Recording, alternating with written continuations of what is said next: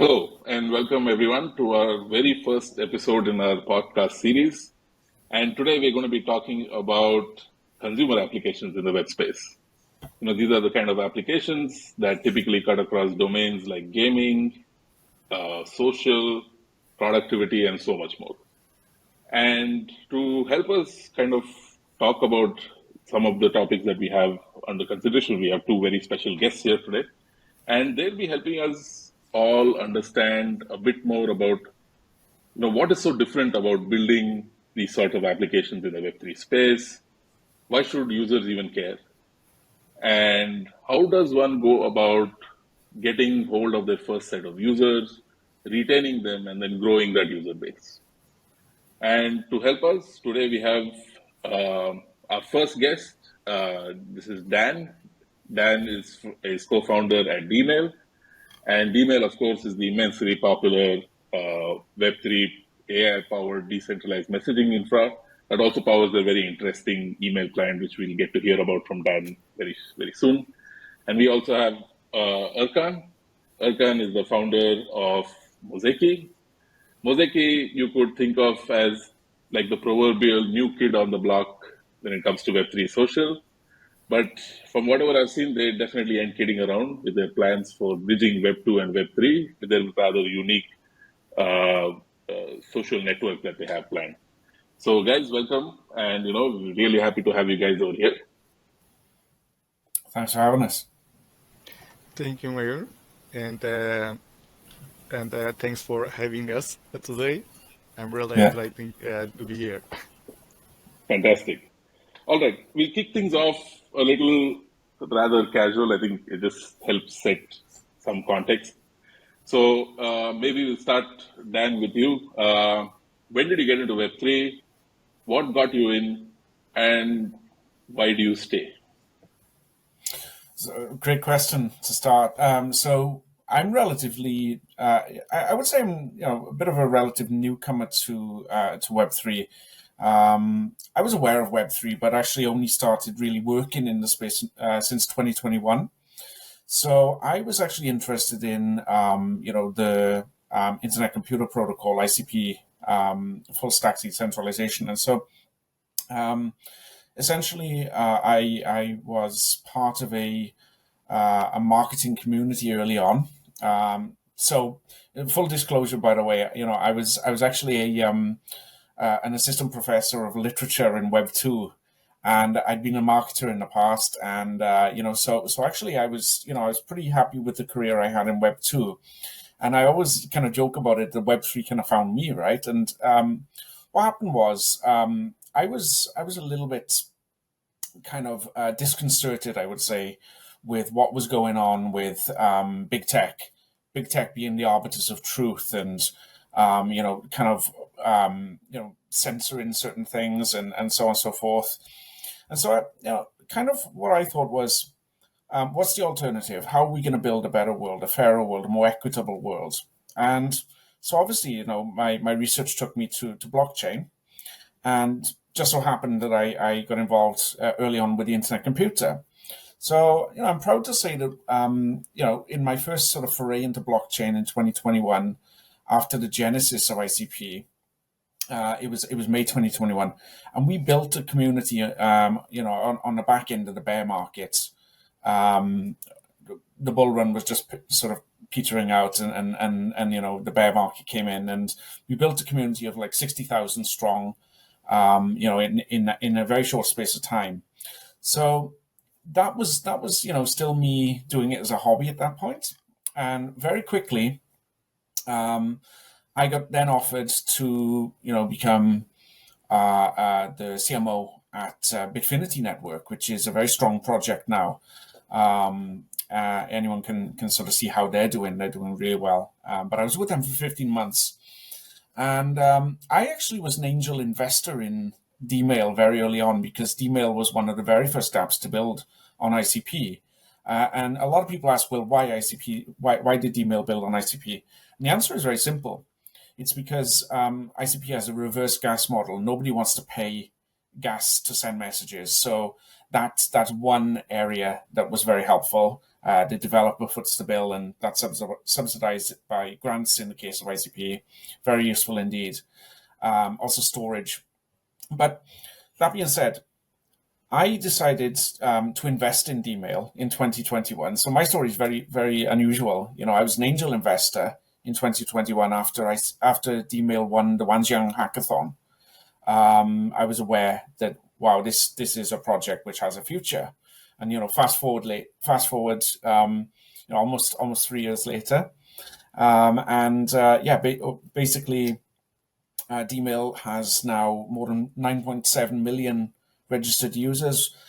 You mentioned we're a huge project. We have between 1 to 1.8 million monthly active users. It fluctuates every month, of course. But yeah, we are consistently one of the top SocialFi apps in the entire space. So it turned out to be a good investment as an angel investor, but it turned out to be a good life investment as well. I practice what I preach. I put my money where my mouth was early on, and now I'm at the reins. And I was working in an advisory capacity earlier on, but I got the offer then after 15 months at Bitfinity. I think I proved a few things there, and the team reached out and said, Daniel, we'd love if you come on board as the COO and work in a full-time capacity. So here I am, and the future is very exciting. So yeah, thanks for having me on. Sorry if it was a bit long. Yeah, so Erkan, same question to you. What got you into crypto, and why do you want to stay in this space? And sure. And actually, I discovered this space in early 2017 years, and I came this space as a trader, almost for like everyone. And then I discovered the business potential, and I worked with many projects as a strategy advisor and marketing advisor, and I work with some centralized exchanges. And then I founded boutique venture capitalist firm in 2020. And after 3 years later, and I tried to left my company and start to build Moseiki. And I started Moseiki because everyone was talking about the mass adoption, but the products and didn't support it. And the vast majority of Web3 social products and focus mostly on revenue opportunities and ignoring user experience. And however, the social media space and offers great opportunities for adoption. After almost 10 years later, we are speaking about the adoption, and which gave me enough inspiration to start building Moseiki. And I believe in that Web3 landscape, and it deserves better products. Got it. No, great. No, thanks for sharing that. So we have two rather unique approaches of getting into the Web3 space. Dan, of course, you've taken like the investment route, which I've rarely seen, where an investor actually becomes a core part of the team. So that says a lot, which is and it's truly fantastic. And Erkan, of course, you come from this very different sort of background, where you started as a trader, you worked at exchanges, and now you're building a social app, right? So it's pretty fantastic, and it's great to know that. So moving on, right? So let's get to the meat of it. And maybe I can start by asking Dan this question. What is so different about building consumer social apps in the Web3 space that you either simply cannot do or you can do very differently in Web3? Well, first of all, I think that a lot of people would ask, why would I ever want to use something like DMail, decentralized mail over Gmail, right? And I think that it's all about the value proposition. And in the case of DMail, it's all down to user empowerment. So we all know that using things like Facebook and Gmail and the Web2 apps, that the user experience is flawless. They've had more than a generation to hone it, and there has been a drive in Web3, this kind of concerted effort to simplify processes and to say, okay, account abstraction has been a huge thing. From about Q4 last year, it really sort of has picked up traction, and there's a reason for that. It's that to this point, sort of Web3 in some respects has been complex and difficult to use for non-crypto natives, and so I think that the value proposition for DMail doesn't lie in reinventing the wheel, right? We're not trying to build a better user interface or user experience in terms of the platform, but what we can offer is either through Web3, through blockchain, is things like tokenization. And so what tokenization offers is a more equitable platform. Instead of the revenue trickling only down to the fat cats, if you were, the people, within the company who can basically take all the profits for themselves. What tokenization offers through DMail is we'll have a marketing hub, and we already have a subscription hub, which is very successful. More than, I think, 250 projects onboarded with it since October 25th. We launched it, but the marketing hub is going to be launched in Q3, and the value proposition is incredible. I think it's one where users can essentially log into their DMail app. They can check their mail. And actually, they can. There's two segments for the mail. So one is just Web2 and Web3 mail. So Web3 means messages sent through wallets and DIDs, which are flawlessly interconnected with more than 25 chains. But also they can subscribe to their favorite projects, right? So you'll have hundreds of different projects which are part of the marketing hub. And when you subscribe, you'll basically have messages sent directly to your wallet in the subscription folder. Now you can choose whether or not you interact with them. None of those mails are unsolicited. We don't farm data. That's very important. So you have full data autonomy and full data ownership. That's extremely important because obviously you don't have that in Web 2. But aside from that, if you do choose to interact with messages which you've already subscribed to, then you can actually get a token reward. So we call it mail to earn, or essentially it's getting paid to read, right?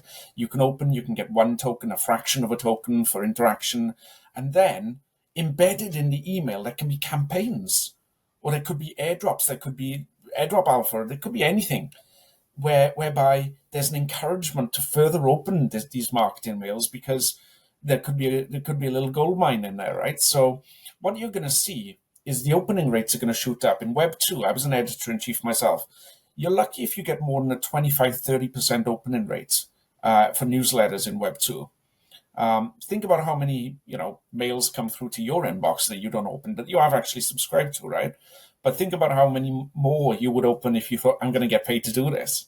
So that's what I mean by the value proposition. And essentially, just to summarize, because I don't want to take too much time, but here's just one small area where instead of you being the product and your data being farmed against you, you have full data ownership and you can monetize your time spent on a platform. I think that's a compelling value proposition. Got it. So yeah, extremely sort of interesting way of thinking about this. So what you guys have basically done is figured out like a rather unique sort of way to kind of induce like a business model, which actually yields better results for people who want to participate and get access to this audience that's actually using the DMail client. And that, I think, is what you're saying is the power of being able to like tokenize and do certain things in Web3 in a very different sort of way. So, no, fantastic. Yeah, please. Yeah, definitely. I think that this kind of tokenized model is pretty much impossible on Web2. And even if they did manage to tokenize somehow, where would the revenue streams go? How can it be more equitable, right? It's just not going to work. So I think that that's really the power of Web3. And I started off this segment today by talking about how I wanted to see a more equitable world where there's more power to the users and so on. But it's not only about the user. Actually, there's the Marketing Hub will be tremendously successful for businesses, and that's where we'll obviously get our revenue stream from the Marketing Hub. But let me just give an example. I'm not going to say the name of the platform. I think it's unfair because we use the platform for our newsletter at DMail. But I noticed if you get above 10,000 users, right, you have to pay up to 10,000 users. It's $199 a month. Well, that's unbelievably expensive for such a small amount. So, but if you have a 30% opening rate, maybe you're connecting with 3,000 users. The results can be negligible in itself, right? If it's more than 10,000 users on the platform, subscribers on the platform, you're looking at having to create your own special plan, which is a headache in itself. Having a call up and can we talk about making a deal for more than 10,000 subscribers? Now, 10,000 subscribers is tiny. We have 3.6, 3.7 million subscribers to the DMail DApp in our subscription hub. Can you imagine the cost that it would cost for us to try to do that? But that's Web2 only. Let's not forget, we are actually connecting via wallets and DIDs, which is solving a massive pain point in the Web3 space. And we're one of the most interconnected dApps out there. We are literally integrated with more than 25 dApps chains at the moment. Sorry. So, and I say more than because I actually don't know if it's 26, 27, 28. We are integrated so fast at this point. So I think that this is again something that's a tremendous value proposition, not only for the user but for the project as well, because the project can essentially create their own token rewards and incentive programs for the user, and DMail would take a negligible fee compared to your normal sort of Web2 service providers. And also, of course, we're blockchain friendly. It's hard to find blockchain friendly newsletters out there. And we're so much more than a newsletter, the Marketing Hub, because you can do short form content, long form content, so you can amplify your social media. And just to finish, one more thing. I mentioned 10,000 subscribers. If you try to get above 10,000 subscribers in Web2, believe me, it takes a long, long time. I don't know if you've tried to grow a newsletter before. But we have more than 50 projects since October 25th, which have more than 100,000 subscribers. And the reason for that is users are funneled into the subscription center, and then they can basically subscribe to the projects that they want to hear from. Now, imagine when that is tokenized and it goes to Mail to Earn, which is going to be around Q4 this year, and the incentives are released. I think it's going to be a tremendous situation for everybody. Got it. No, so it's quite clear that you guys are definitely on to something unique. The numbers speak for themselves. And this is something that I think, there's a model here that a lot of people can look at and try and emulate in some form or the other, obviously suited to their needs. So, yeah, I mean, just on that note, Erkan, I know you guys are also like hitting really, really high numbers when it comes to your platform. So if you can just tell me, what is it so different about the social network that you guys are building, and why are the users who are already there liking it? Why are the users who are not there yet, why should they care?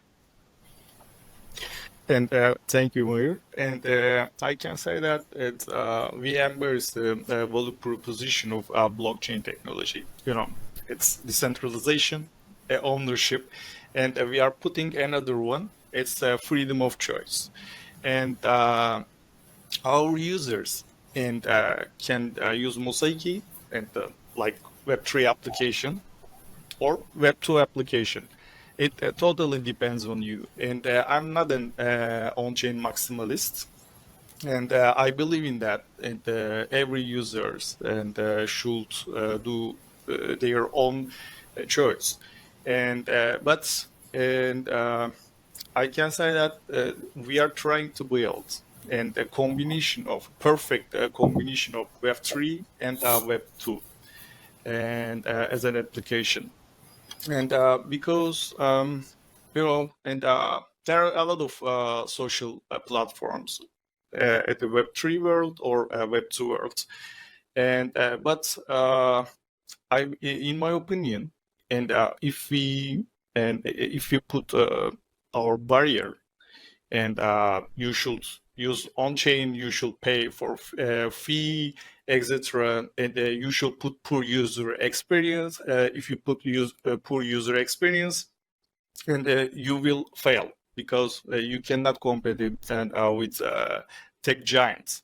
And if you speak with numbers, and some research says that there are almost 5 million and Web3 social users, and actually Web3 social wallets, number of wallets.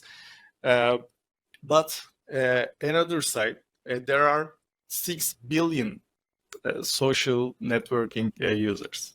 It's a huge number, and we should focus on this market, and we should focus on adoption, and that's why. And we are trying to build a perfect combination of Web3 and Web2 as an application. And you aim to same thing, right? That's why you are building Arcana, and you are trying to lift some barriers and from the front of the users, right? And you aim to and bring user-friendly in the UI and UX design, and actually, and we are trying to do the same thing, and no gas fees, and no tech bubbles, and no echo chamber, and we are turning our face to whole and social media landscape, including Web 2, including Web 3. This is our aspect. No, fantastic. It sounds like you've taken this very pragmatic sort of route where you don't want any sort of maximalism, but you want to kind of leverage the features that decentralized blockchain ledger has to offer. Some of these features that even Dan spoke about, which primary among them is, of course, tokenization and giving users access to something that they've never had before. And that, I think, is definitely, it completely aligns with the way we also look at the Web3 space in general, and making these sort of like trade-offs that I think will actually result in real adoption, as opposed to like vanity metrics being like just growing for the sake of growing and something being unsustainable. So because we are on this topic of users and user base and things like that, you guys have very impressive numbers.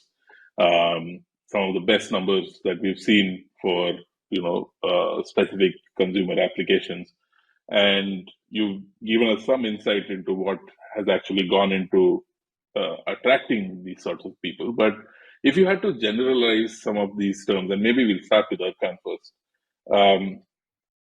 How does anyone who wants to build an application in the social consumer space, how do they get their first set of users, and how do they kind of retain them? Because with tokenization, with incentives, with points, it's actually very easy these days to kind of find these sort of airdrop farmers who will come, and they'll come in large numbers. Then you have bot accounts, if you've not taken care of like civil resistance, and you can come up with these vanity metrics that just simply don't last.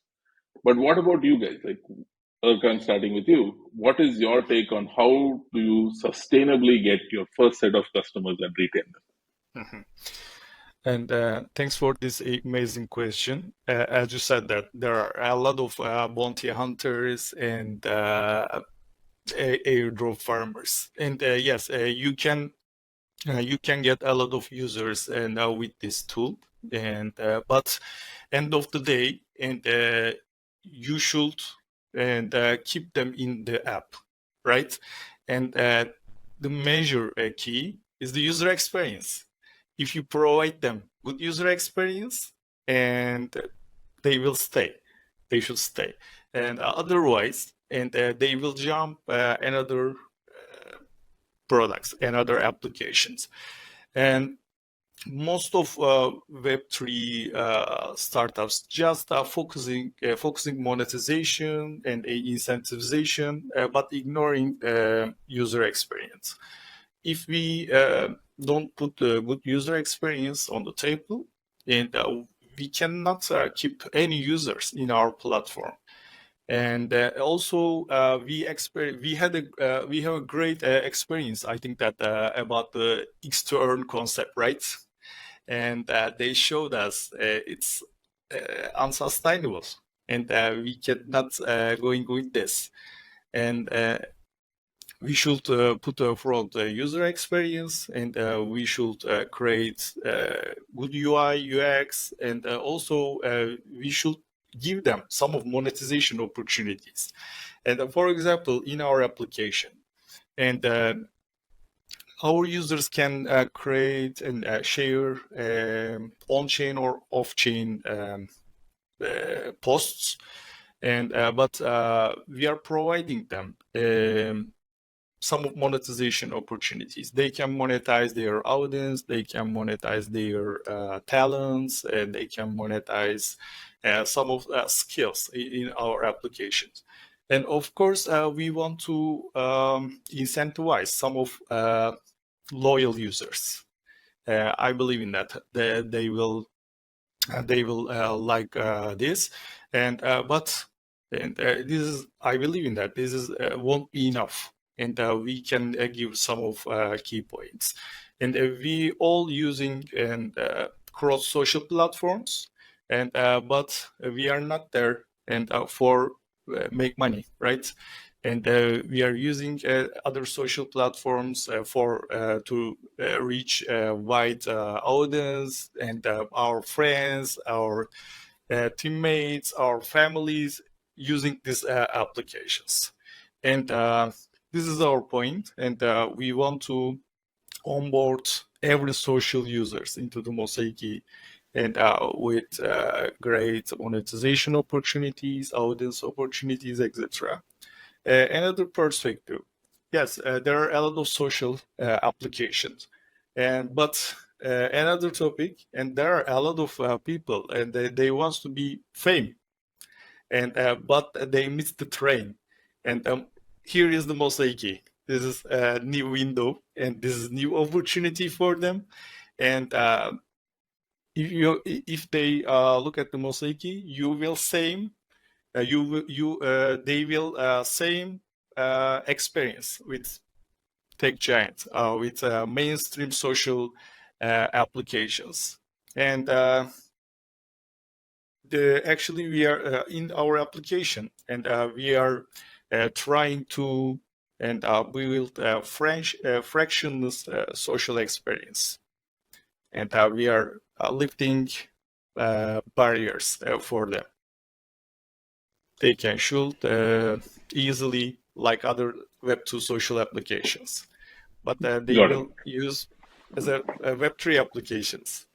But it doesn't matter, and none of us care. And by the way, in my opinion, and blockchain technology, then there should be like a cloud service, and we don't wonder. And personally, I'm not wondering and X or Instagram using its cloud service, right? And nobody cares it. And blockchain technology should be same for, of course, end users. Got it. So essentially, what you're saying is, if your features, if your app is valuable, then people, and if you have the right incentive model, people will come. But the value that you are able to kind of give them is why they will stay. And then you kind of further double down by offering them real ways of monetizing their clout, so to say, which doesn't happen very well or very equitably on some of these other platforms. And that to you is like your like secret sauce for starting and then retaining. So yeah, I mean that's absolutely great. Dan, any sort of like counter views? I think what Erkan was saying is bang on. This is like definitely something that we can do. But any sort of further nuanced points that you'd like to add on? Yeah, no, I think what Erkan said was, pretty much spot on, indisputable, really. Obviously the value proposition, and I mentioned myself about how Web 2 and Web 3, I think they have to be merged. I don't think Web 2 is going away, and I think the Web 3 we can think of it as an extra layer, right? And that's actually how DMail is actually designed. It's designed with a Web 2 UX UI experience in mind, but obviously with the Web 3 layer, and that's where the value comes. One thing I'll add is that I think that entry points are very important. So we talked about account abstraction, about how we're making it easier for users to enter the Web 3 space who are non-crypto natives. We've actually got Web 2 login functionality. I thought what Erkan said was absolutely bang on about the fact that there are 6 billion users that are going to come from outside of Web 3, 6 billion plus, I think. And so it's obviously that's where the drive is for adoption. We need to adopt people from outside of Web 3, and we do need to simplify processes. So we've done that. We've done that with simple Web 2 login. You can log in through Gmail. Gmail is not necessarily a competitor to us. We think that we do different things to Gmail. I think that our value proposition will be altogether different to Gmail's once we've built out our full product suite and our full value proposition, and we'll see what happens at that point. But I'm still a Gmail user at this point until, for example, our office space, our decentralized drive, our calendar and stuff, that's coming very soon, Q2, Q3. And I think at that point it becomes compelling, a compelling value proposition, just especially when you have things like the NFT marketplace where you'll be able to trade your domains, where you have tokenized assets and asset transfers and so on and so forth. So that Web3 layer that I was talking about on top of the functionality, your Web2 standard functionality. But of course, owning your own data, owning your own inbox, and as Erkan mentioned, monetization on the platform as well. I mean, there's no better value proposition than that, getting paid to use an app that you enjoy using, right? So of course these are important things. But yeah, I think that we've made the gateway, we've simplified the gateway. We've also, there was a real problem in the Web3 space of fragmentation, all these different chains that are not interconnected. And so what DMail has done is it's basically seamlessly interconnected all of these different chains, 25 or more at this point, and enabled this cross-chain messaging, which is seamless. And most of the chains, we can't control some of the gas fees on some of the chains, but there are many options for a gas-free experience, whether it's ICP or Scale or any others that we've integrated that have that kind of system in place. And even the ones that do charge, negligible gas fees, we offset it through points. So even if we cannot control gas fees, users have to pay a small price. That's not on our end; it's on the chain's end, and we incentivize it. So, I think that what I would say is that completely agree with the points that Erkan made. I would just add that I think that gateways and connectivity are very important as well.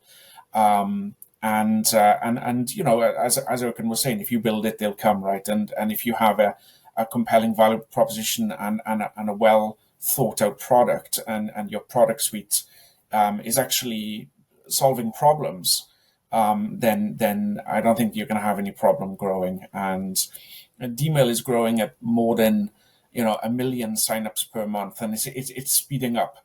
So we know we're doing something right, and we know that as our product suite builds out now, as our value proposition comes to the fore, I strongly believe we'll be at more than 100 million signups and 10 million monthly active users within a 2-year time period maximum.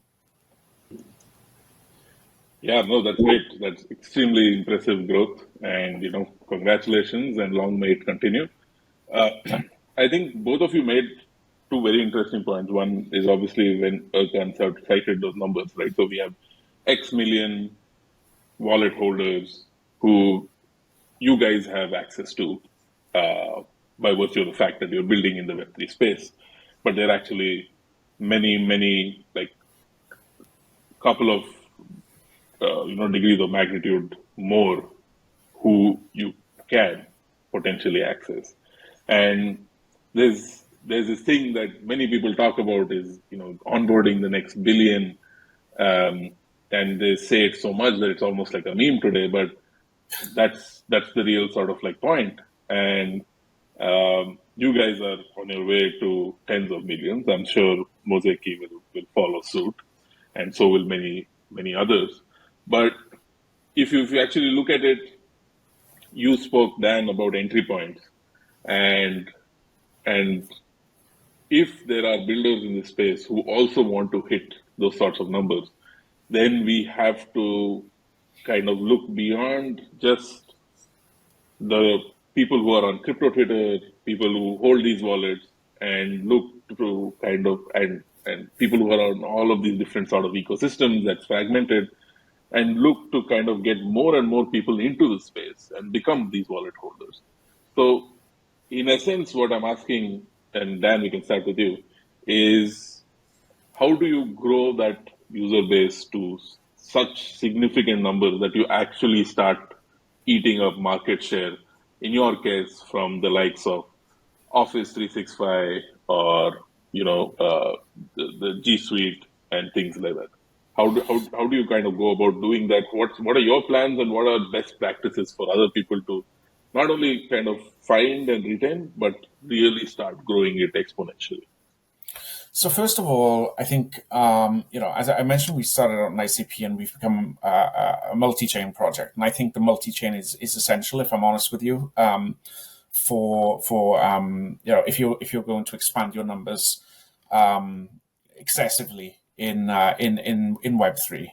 I think you need to sort of keep your options entirely open within the Web3 space, make as many friends as you can on as many different chains, and we know that, if you think of a large cake, basically Web3 is a crumb in terms of users, and the rest of the cake is Web2, right? And so there's no point fighting over a crumb. You basically try to build up from that small user base, which is still relatively small. I think Erkan said around 5 million social users. But I'm not sure if it's. I thought it was a little more than that, because DMail, as I said, has 10 million signups. But anyway, regardless of that, I think that we need to first of all look to build a good product within the Web3 ecosystem, and by doing that, you go multi-chain. And I think that once you have those enthusiasts and those Web3 natives, they're going to do a lot of, evangelism for you. And I think that, you have to obviously have that echo chamber built out where a lot of people are extolling the virtues of your DApp and so on.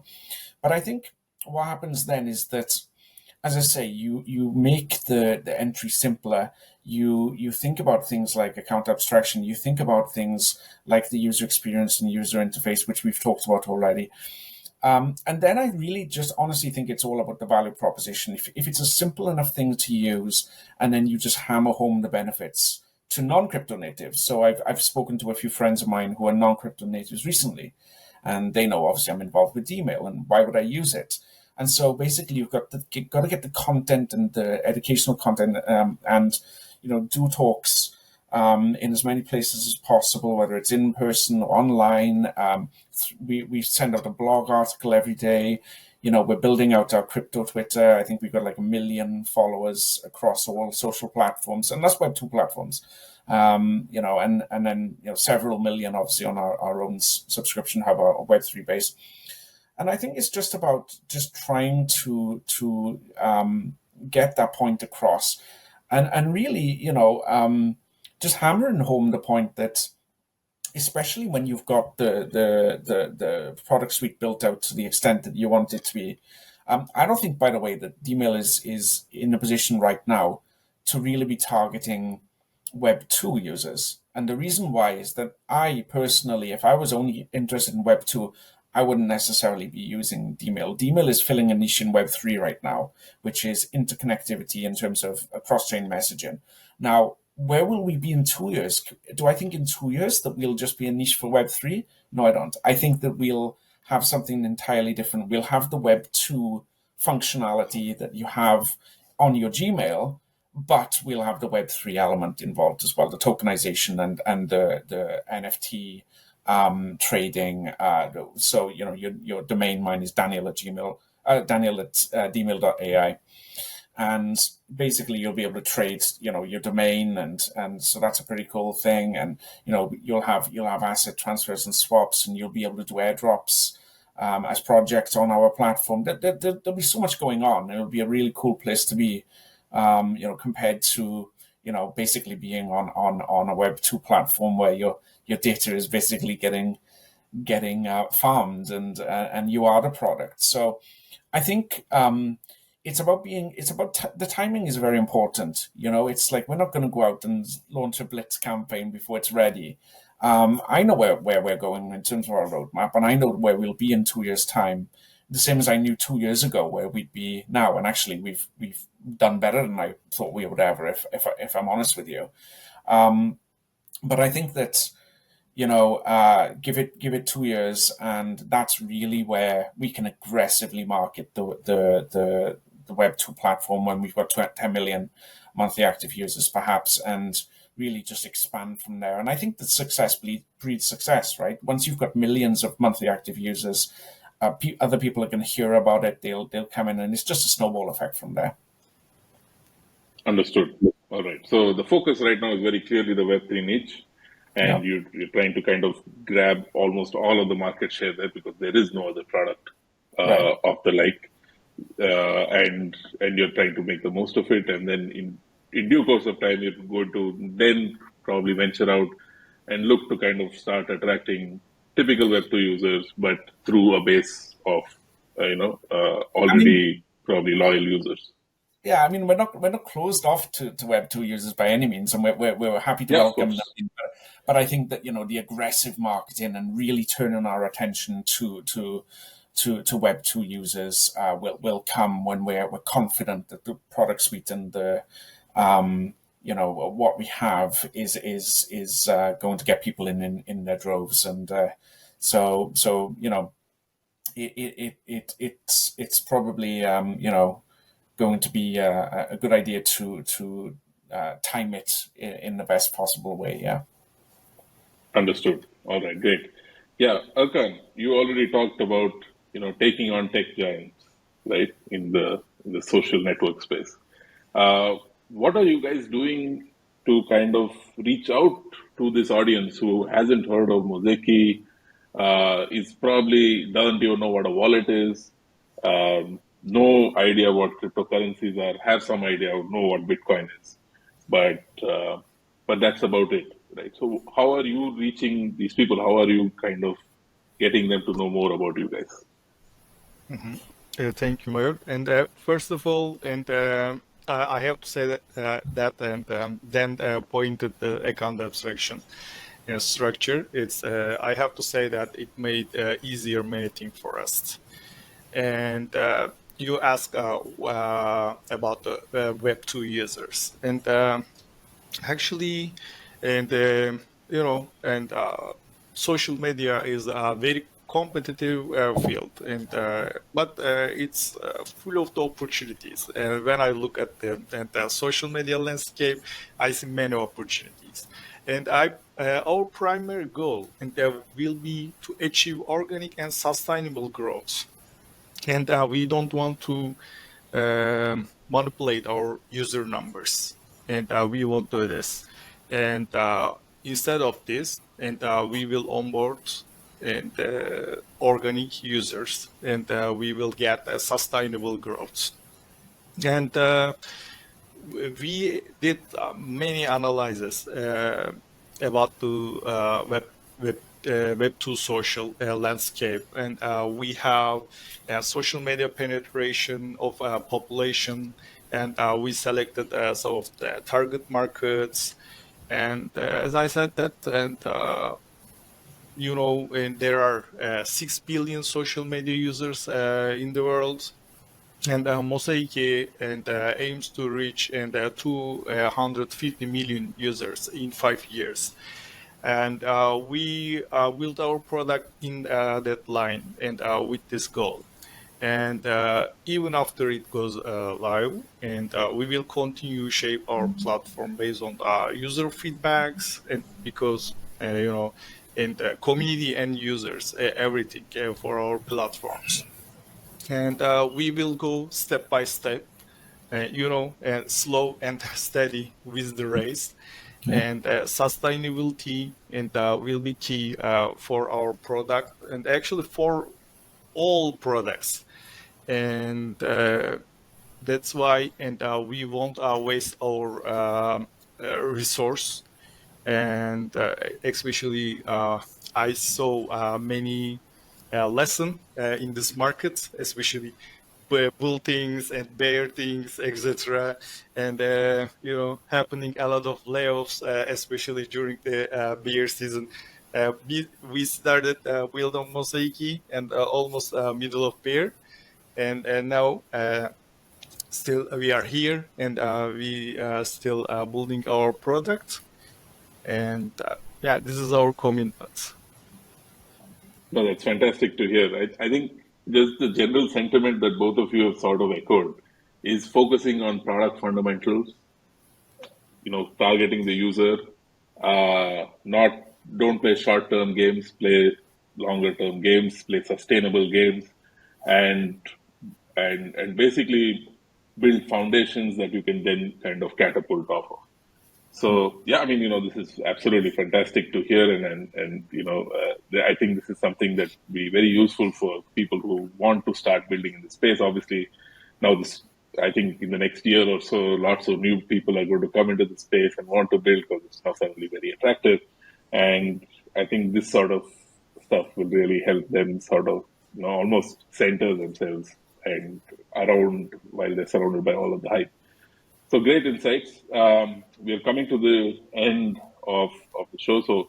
But before we kind of go on to the final section of today's podcast, if you guys don't mind, maybe we'll start with Erkan. What is that one thing that people should look forward to from Moseiki over the next 6 to 9 months? And first of all, and I will announce it right now. And we are coming to testnet next month. And I'm really exciting to show our product and to our community and in this and also in the space. And they will find kind of Web2 application, but it's Web3 application. Great. Yeah, Dan, same for you. What is that one thing that people should look for from DMail over the next 6 to 9 months? 6 to 9 months, yeah. So that takes us to the end of the year, which is, we've got a detailed roadmap, and anybody's welcome to find it at blog.dmail.ai, which is our blog. I think for me, it's about, I can't wait for us to have the full sort of Web2 functionality with the decentralized drive and the calendar and things like that are linked. And I think that's very important because once you have everything that, your Gmail does, already your value proposition is high to onboard those people, those 6 billion people that Erkan has been talking about, because you've not only got the same product suite at that point, but you've got certain Web3 functionality, which we've talked about. Obviously you've got decentralization and you've got data ownership and all of the other benefits I talked about. But of course, mail to earn is probably the biggest thing that I'm looking forward to because that's the tokenization on the platform. Obviously, we've had our TGE. We're listed on top exchanges like OKX and decentralized exchanges like PancakeSwap and so on. But we will have tokenization on the platform. So I think that that's going to be a major driver of traffic and a major influx of people will come in at that point. That's where I personally, if I were a non-crypto native, that's what would really interest me. I can make money on this thing. So money makes the world go round, right? As the saying goes. So I think that's something that is really, really exciting for me. That's going to be happening by the end of the year.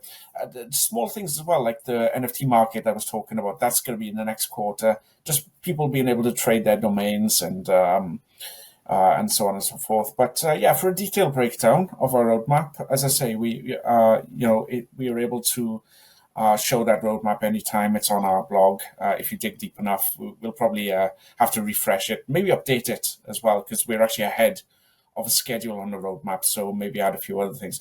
A couple of other things as well. We are actually AI powered, and so we're building out an AI agent and an AI assistant as well. We've already integrated like GPT-4 and have other sort of built-in functionality for email crafting. But also deepen as well. Obviously, that's a burgeoning narrative. Something that we realized very early on is that we'd have to build out relayer nodes. And relayer nodes, we're actually working very closely with projects like IoTex. And IoTex recently had a $50 million investment for building out deepin. So I was recently in Denver, to meet with the team, and we are working very closely with them on the relay nodes as well. So you can expect that in sort of Q2, Q3, and obviously that's going to aid with the decentralization of our network even further. So very exciting. No, fantastic. Dan, all the best to you and the DMail team, especially for the tokenization bit. I think that can be extremely exciting. Erkan, you and the Moseiki team, really excited for the testnet launch. Can't wait to try out the app. Okay, so final section before we wrap up. This is quick rapid fire. I'm going to go one by one. 5 questions, right? So 5 questions to you. Erkan, let's probably start with you. And quick single word or just a couple of word answers. No thinking about it too much. Okay. 5 questions. You get 1 skip. You can skip 1. Okay. Right? Okay. Because some of these questions may put you on the spot, and you may want to skip 1, so you can use that 1 skip, but that's all you get. All right. Okay. So. Right. Are we ready? Fantastic. No pressure. It's okay. I won't put you in a very tough spot, but you have that 1 skip, so use it wisely. So, Erkan, we'll start with you. First question. Your favorite Web3 dApp that is not your own app? Uniswap. Who has the best Web3 community outside your own community?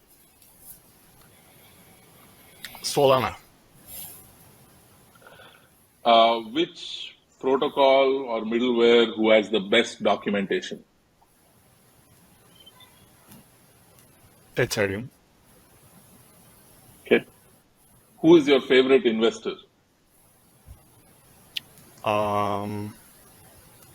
Horowitz. And last question, what is your prediction for Bitcoin all-time high this cycle? And then nearly 200K. 200K. All right, great, fantastic. You've done extremely well, Erkan. I must commend you for the very fast answers. All right, Dan, over to you. Your favorite Web3 dApp that's not your own? I would say Discover. Okay, all right. Your favorite Web3 community that's not your own? I have to say ICP. ICP, okay, all right, we'll give you that. The protocol or middleware that... Emotional, sorry. All right, yeah, the protocol or middleware that has the best documentation as per you? I would generally say ICP for that. Okay. Your favorite investor? Favorite investor? Who's not you? Yeah, I would say Polychain. Polychain, all right. Polychain Capital, yeah. And your Bitcoin all-time high prediction for this cycle? Oh, I'm gonna be more conservative than Erkan. I'm gonna say 120K. 120K. Okay, all right. I'm going to check back with you guys in about a year or 2 from now, and if that holds, then we'll see who the winner is. Well, hopefully Erkan is, because then we're all. Yeah. All right. No, great, man, guys. Thank you so much for taking the time out and sharing all of your insight. I'm sure it's going to be extremely useful for all the people who are going to end up watching this eventually. And, it's been fantastic hearing about your journeys and the growth that you guys have seen and all the learnings that you guys have had. And would love to have you guys back on the podcast. So, maybe a few months from now, we can catch up on all of these numbers that we've been talking about, all the amazing updates that you guys have lined up. So, thank you so much and look forward to having you back. Thank you very much. It was my Thanks pleasure. for having me on, and nice meeting you too, Erkan. It was my pleasure then. It's a great podcast for me. And Mayor, and let's do this and next year on same date. Yeah, we'll line it up. Yeah, maybe it will be, we'll be in a very strong part of the bull run by then. Hopefully. More than 200K, hopefully. I hope so. Yeah. All right, guys. Thank you so much.